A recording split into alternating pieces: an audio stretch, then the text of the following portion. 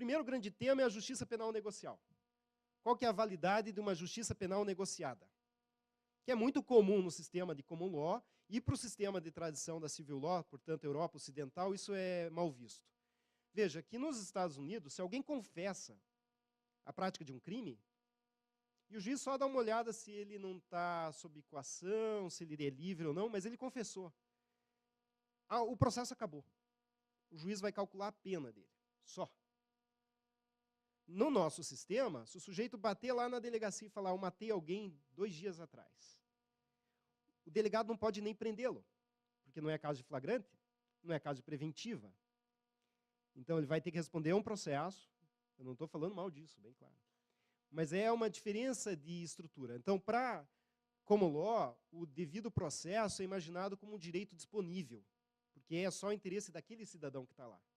Para a nossa tradição de civil law, o que o processo está defendendo é a liberdade de todos os potenciais acusados, e não apenas dessa pessoa. E a ser assim, como é o caso, mesmo que ele confesse, o juiz tem que verificar se há lastro probatório para a acusação. Nenhuma acusação, nenhuma condenação pode ser feita com base tão somente na confissão do acusado. Certo? Então, é essa a diferença que nós temos. Mas aqui toca de perto um problema de justiça penal negocial, ou seja, qual a validade disso, e reitero que é o projeto do novo Código de Processo, artigo 283. Claro que lá prevê a aplicação da pena mínima, mas há crimes com pena máxima de 8 anos que tem uma pena mínima bem exagerada, bem elevada, e dessa forma é possível que alguém só confesse e já vai cumprir pena pelo sistema que pode vir para aí. O projeto é muito bom, no geral. Eu tenho só essa objeção no que toca a esse dispositivo. Noto também para os senhores que aqui teria um debate sobre o tal de justiça restaurativa, que no nosso sistema ainda não chegou a ser implantado.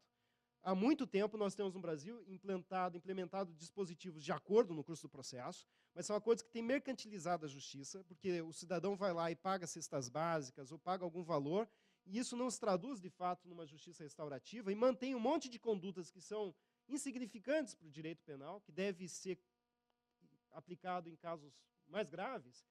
Então, são condutas que não são tão lesivas, mas que ficam ocupando o tempo do Estado e, ao mesmo tempo, ficam gravitando em torno do sistema de justiça criminal. Como diz o professor Jacinto, num texto que é uma introdução à obra do Márcio Flanken Nogueira, sobre juizado especial, era mais justo que talvez muitas dessas condutas fossem descriminalizadas, ao invés de simplesmente permitir um certo mecanismo de acordo que, no final das contas, mantém as pessoas ainda nas malhas do sistema. Então, esse é o primeiro debate que eu teria que trabalhar. Não vou fazer isso. Tá? O segundo problema é a punibilidade. Ou seja, qual é a pena que eu teria que aplicar para alguém que faz acordo de delação premiada? E como eu seleciono quem faz o acordo? Porque aqui é um problema de justiça, tudo a depender da teoria de pena envolvida, né? Por que se aplica a pena criminal, etc. Aqui é um problema de punibilidade, portanto, é saber por que o Ministério Público faz acordo com o Zé das Couves e não com o João das Couves. Essa que é a questão. Quem corre primeiro? Quem sabe mais? Porque qual que é o problema da delação, como eu vou tratar na sequência, é que geralmente quem pode fazer acordo de delação é quem sabe mais, é quem tem mais documentos, é mais informação, não é o sujeito da ponta. Não é o office boy lá que tomou conhecimento um pouco das fraudes. Quem pode fazer acordo, normalmente, é quem tem muita culpa no cartório. E geralmente é o mais oportunista, porque é aquele que vê que quando a água está entrando no barco, ele é o primeiro a pular. Eu não estou querendo recair aqui num debate moral sobre delação premiada, ainda que ele seja legítimo, porque para fazer isso eu teria que equacionar um monte de teorias morais, ou seja, teorias éticas, e isso tomaria muito tempo. Tudo a depender da teoria ética envolvida, isso vai ser moral ou imoral, a depender dos valores envolvidos. Mas o ponto aqui é o seguinte, é um debate sobre punibilidade, que eu poderia associar com outras categorias, né? A questão do arrependimento eficaz, né?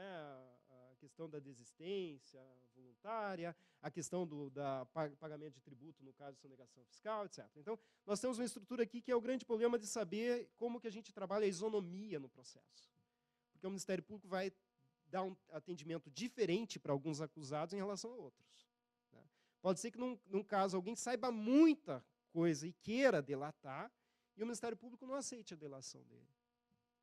Será que haveria um direito subjetivo à delação premiada? Como controlar isso? Porque todo Estado de Direito, como todo mundo sabe, é uma tentativa de nós, todos humanos, de controlar as pulsões e controlar quem decide. Governo das leis e não governo dos homens. Então, que a gente tivesse racionalidade e razão. É claro que isso, igualdade, previsibilidade, que o Estado fosse controlável. É claro que isso, no final das contas, a gente sabe que é um mito, né?